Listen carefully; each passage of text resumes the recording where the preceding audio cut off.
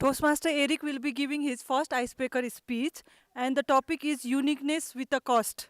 The purpose of this project is to introduce the member to the club. I welcome Toastmaster Eric.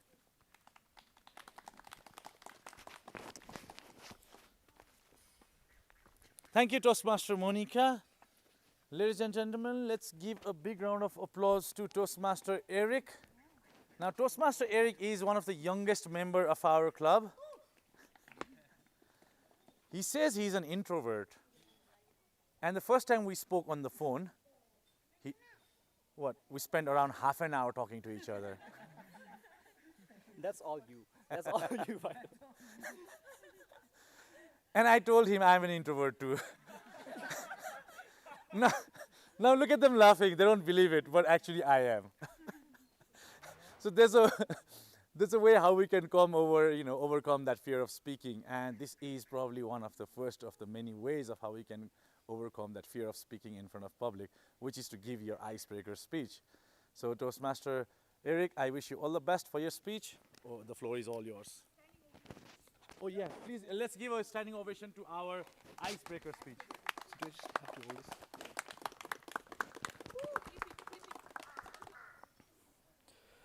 I was in grade 5 when I went to my brother. I said, "Bruv, I'm in love with someone." And I gave him the girl's name. And then he looks at me. His response, a big fat laughter. He then replies, "Do you know what love between kids like you is called? It's called puppy love." Greetings, fellow Toastmasters and dear guests. I gotta say, this is such a nice way to break the ice. An altitude, monkeys all around. What more can I ask? But anyway, a quick question to start off with. Has any one of you had a crush during your childhood years? Yeah? All right, that's good. I actually thought everyone would say yes because I thought it was that common, but it's fine. In my case, I'd never really confessed, so yeah, it didn't materialize into anything, although the feelings did last for about 8 to 9 years. But that's a story for later. My name is Eric Shrestha. Eric spells E-R-I-C, not A-R-I-K. I swear almost every people make that mistake. And when I try to correct them, I say E-R-I-C. And they go, okay, E-R-I-C. Eric? No, okay, it's Eric, E-R-I-C. Please keep that in mind. Thank you very much.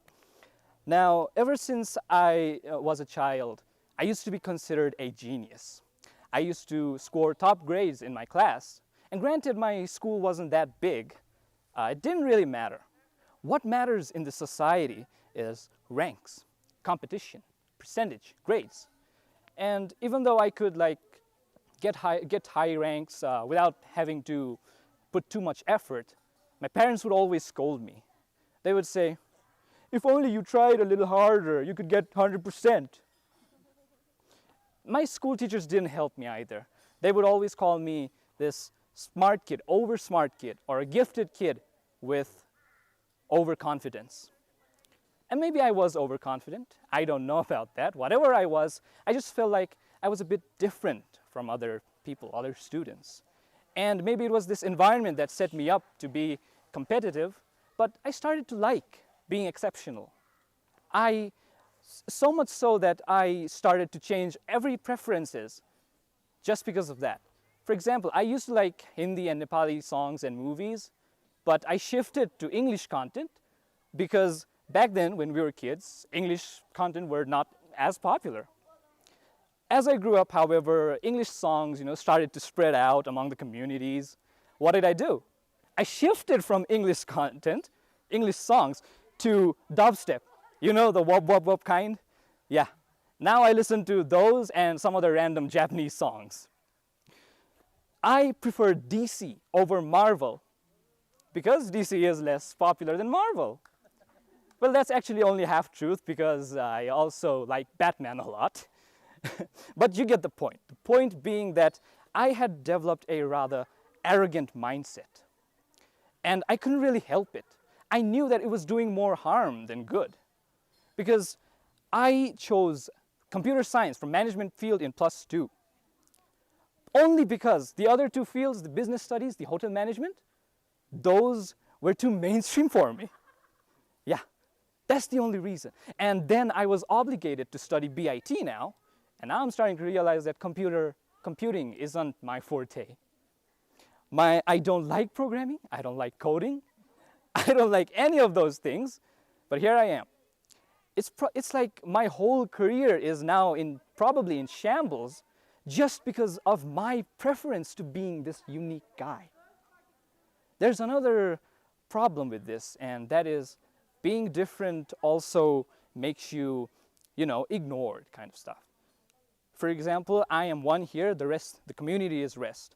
If I have nothing in common with them, then there's no reason for me to try to reach them or them to try to reach to me. There's no reason to connect. For example, we were like hiking there and you guys were talking about, Hindi movies and actors and actresses. I know nothing about it. In my mind, all it was going was 2 + 2 is 1 - 1, 2 + 2 is 3. How did it go? 2 + 2 is 4, that's -1, that's 3, quick maths. Yeah, that's what's all going in my mind. And yeah, it's very hard for me to try to socialize, and I have very less friends because of that. I cannot, try to make conversations. And even among the few friends I do have, we have like almost zero common interests. And it's kind of sad because I was actually totally fine with it, but as I started to grow up, I started to realize that company matters, company is important, but I'm this guy who cannot socialize. So maybe that's the reason why I joined Toastmasters, to learn how to socialize, to meet some intellectual minds such as yourselves, maybe learn something from you guys, and try to make new friends, although I'm very bad at it. Well, I got to rely on that perseverance. So that's all from me. Over to you, Toastmaster.